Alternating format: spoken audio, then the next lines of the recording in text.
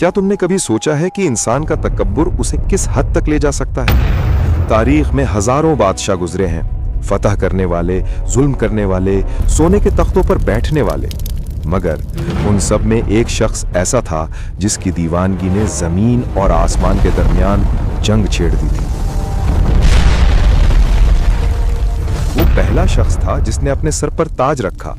वो पहला शख्स था जिसने कहा, जमीन पर भी मैं हूं और आसमान पर भी मैं ही हूं। उसने जमीन के सबसे ऊंचे बुर्ज पर खड़े होकर अपनी कमान आसमान की तरफ सीधी की और तीर चला दिया। जब वो तीर वापस आया तो उस पर खून लगा था और उस बादशाह ने कहकहा लगाया और अपनी कौम से कहा, देखो मैंने आसमान वाले को भी कत्ल कर दिया। ये कहानी फिरौन से पहले की है। ये कहानी है बाबिल के उस जब्बार की जिसका नाम सुनकर आज भी इबरत का एहसास होता है। ये कहानी है नमरूद की। नूह अलैहिस्सलाम के तूफान के बाद जब जमीन दोबारा आबाद हुई तो बाबल वो पहला शहर था जो दुनिया का मरकज बना। अल्लाह ने उस कौम को बेपनाह ताकत दी थी। उनके जिस्म मजबूत थे, उनके जहन तेज थे और उनकी इमारतें बादलों से बातें करती थीं। इस सल्तनत का मालिक नमरूद बिन कनान था। उसे दुनिया के 4 बड़े बादशाहों में शुमार किया जाता है, 2 मोमिन और 2 काफिर। नमरूद वो काफिर था जिसने मशरिक से मगरिब तक हुकूमत की। उसकी ताकत का ये आलम था कि परिंदे भी उसकी इजाजत के बगैर उसके महल के ऊपर से नहीं गुजरते थे। उसकी खुराक के गोदाम अनाज से भरे रहते थे। लोग दूर दूर से सफर करके आते ताकि नमरूद से खाना मांग सकें, लेकिन इस ताकत ने उसे अंधा कर दिया था। शैतान ने उसे ये वसवसा डाला कि जो रिस्क देता है वही खुदा है, और यूं नमरूद ने अपनी रियाया से कहा, सिर्फ मेरी इबादत करो, मेरे सिवा तुम्हारा कोई रब नहीं। लोग भूख के डर से और उसकी हैबत के खौफ से उसके सामने सजदा करते। बाबुल की गलियों में नमरूद के बुत लगाए गए। हर तरफ शिर्क का घुप अंधेरा छा गया। ऐसा लगता था कि अब इस जमीन पर हक की रोशनी कभी वापस नहीं आएगी। मगर हर जब्बार के जवाल की शुरुआत एक खौफ से होती है। एक रात नमरूद ने ख्वाब देखा। उसने देखा कि आसमान से एक सितारा निकला है जिसकी रोशनी ने सूरज और चांद दोनों को बेनूर कर दिया है। वो घबरा कर उठा। नजूमियों को बुलाया गया। नजूमियों ने डरते हुए ताबीर बताई, ऐ बादशाह, तेरे मजहब में एक ऐसा लड़का पैदा होने वाला है जो तेरे मजहब को तबाह कर देगा और तेरी बादशाहत के खात्मे का बाइस बनेगा। नमरूद का चेहरा गुस्से से लाल हो गया। उसने वही हुक्म दिया जो सदियों बाद फिरौन ने दिया था, बाबुल के हर नए पैदा होने वाले लड़के को कत्ल कर दिया जाए। हजारों मासूम बच्चों का खून बहाया गया। माओं की गोदें उजड़ गईं। नमरूद समझा कि उसने अपनी तकदीर बदल दी है, लेकिन वो भूल गया था कि जिसे अल्लाह रखना चाहे उसे पूरी दुनिया की फौजें मिलकर भी नहीं मिटा सकती। उसी साल उसी शहर में आजर के घर में एक बच्चा पैदा हुआ। माँ ने खौफ से बच्चे को शहर से बाहर एक गार में छुपा दिया। बचपन वहीं गुजरा, तन्हाई में, सन्नाटे में। ये बच्चा कोई आम इंसान नहीं था। ये वो था जिसे आग जलाने से डर जाए। ये वो था जिसे खलीलुल्लाह यानी अल्लाह का दोस्त कहा गया। ये इब्राहिम अलैहिस्सलाम थे।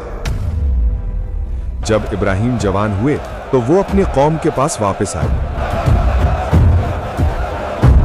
उन्होंने देखा कि लोग पत्थर के बुतों को और खुद नमरूद को पूज रहे हैं। उन्होंने सवाल उठाया, तुम इन चीजों की इबादत क्यों करते हो जो ना सुन सकती हैं ना देख सकती हैं? बात नमरूद तक पहुंची। कौन है वो नौजवान जो मेरे खुदा होने का इनकार करता है? नमरूद ने इब्राहिम अलैहिस्सलाम को अपने दरबार में तलब किया। यह तारीख का सबसे बड़ा मुनाजरा था। एक तरफ वक्त का सबसे ताकतवर बादशाह और दूसरी तरफ एक अकेला नौजवान। नमरूद ने तकब्बुर से पूछा, ए इब्राहिम, अगर मैं खुदा नहीं हूं तो कौन है तेरा रब? किसके दम से तू मुझे ललकारता है? इब्राहिम अलैहिस्सलाम ने पुरसुकून अंदाज में जवाब दिया, मेरा रब वो है जो जिंदगी देता है और मौत देता है। नमरूद ने कहकहा लगाया। उसने फौरन 2 कैदी बुलाए, एक वो जिसे मौत की सजा हो चुकी थी और एक वो जो बेकसूर था। नमरूद ने हुक्म दिया, जिसे मौत की सजा मिली है इसे आजाद कर दो और जो बेकसूर है इसे अभी कत्ल कर दो। तलवार चली और सर धड़ से अलग हो गया। नमरूद ने फख्र से कहा, मैंने उसे मौत दी और उसे जिंदगी दी। मैं ही खुदा हूं। ये मंतिक नहीं थी, ये धोखा था। मगर इब्राहिम अलैहिस्सलाम बहस में नहीं पड़े। उन्होंने वो दलील पेश की जिसने नमरूद की बोलती बंद कर दी। उन्होंने नमरूद की आंखों में आंखें डालकर कहा, बेशक मेरा अल्लाह सूरज को मशरिक से निकालता है, अगर तू खुदा है तो इसे मगरिब से निकाल कर दिखा। दरबार में सन्नाटा छा गया। वो जब्बार जो पूरी दुनिया पर हुक्म चलाता था, आज एक जुमले के सामने लाजवाब हो गया था। सूरज? सूरज पर उसका कोई इख्तियार नहीं था, कायनात के निजाम पर उसका कोई जोर नहीं था। उस वक्त कुरान कहता है, फबुहितल लज़ी कफर, तो वो हक्का बक्का रह गया जिसने कुफ्र किया था। लेकिन हिदायत उसे मिलती है जो तलब करे। नमरूद शर्मिंदा होने के बजाय घबराहट और गुस्से में पागल हो गया। उसने इब्राहीम अलैहिस्सलाम को आग में डाला, मगर अल्लाह ने आग को ठंडा कर दिया। जब नमरूद ने देखा कि आग भी इब्राहीम का कुछ नहीं बिगाड़ सकी, तो उसका जुनून आखिरी हद पार कर गया। उसने कहा, मैं उस खुदा से जंग करूंगा जिसने मेरी आग बुझा दी। उसने बाबल में एक अजीमुशान बुर्ज तामीर करवाना शुरू किया। उसका मकसद था कि वो आसमान तक पहुंचकर नौजुबिल्ला अल्लाह को ढूंढ सके और उससे लड़ सके। ये वही वक्त था जब उसने तीर चलाया और वो खून आलूद वापस आया। शैतान ने उसे यकीन दिलाया कि उसने अल्लाह को जख्मी कर दिया है, मगर अल्लाह की पकड़ ढीली होती है, लेकिन जब आती है तो कोई बच नहीं सकता। अल्लाह ने एक फरिश्ता भेजा।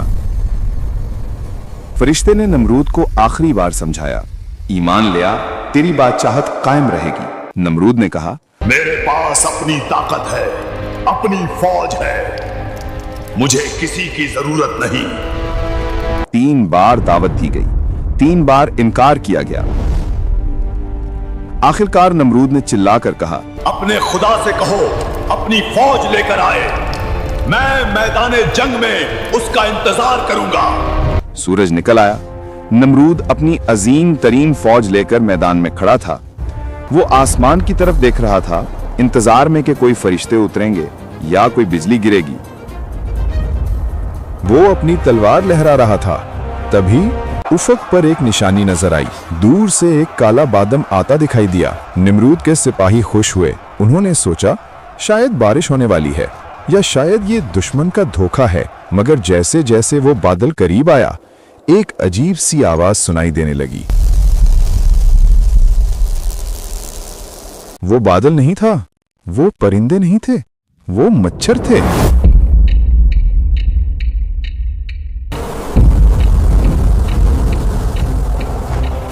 अल्लाह ने कोई फरिश्ता नहीं भेजा, कोई तूफान नहीं भेजा, कोई शेर या हाथी नहीं भेजा।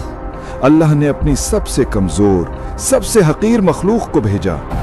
मच्छरों की तादाद इतनी थी कि सूरज की रोशनी खत्म हो गई। इन मच्छरों को अल्लाह ने खास हुक्म दिया था, इनका खून पी जाओ और गोश्त खा जाओ। एक लम्हे में वो अजीम फौज जो दुनिया फतह करने निकली थी, बेबसी की तस्वीर बन गई। मच्छर उनकी नाकों में, कानों में घुस गए। लोहे की वर्दियां धरी की धरी रह गईं। देखते ही देखते मैदान में सिर्फ सफेद हड्डियों के ढेर रह गए। नमरूद जो अपने महल की तरफ भागा, वो वाहिद शख्स था जो जिंदा बचा। क्यों? ताकि वो अपनी आंखों से अपने फौज की तबाही देख सके? नहीं, बल्कि इसलिए कि अल्लाह ने उसके लिए एक अलग और भी दर्दनाक अंजाम लिखा था।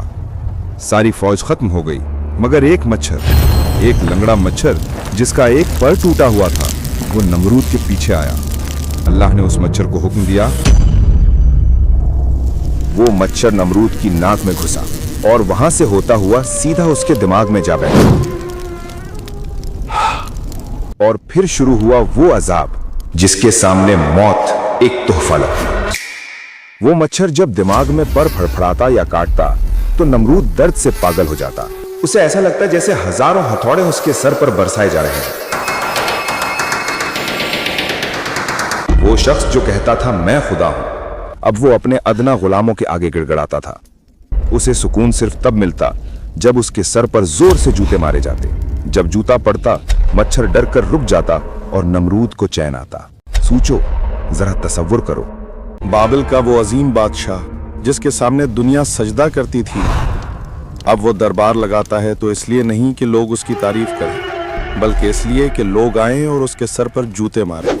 जितनी जोर से जूता पड़ता, नमरूद उतनी ही दुआ देता। तारीख लिखती है कि नमरूद ने 400 साल तक तकब्बुर की हुकूमत की थी, इसलिए अल्लाह ने उसे 400 साल तक इस अजाब में मुब्तला रखा। 400 साल तक वो जूतियां खाता रहा, यहाँ तक कि उसका सर जख्मों से चूर हो गया और वो पागल होकर मर गया।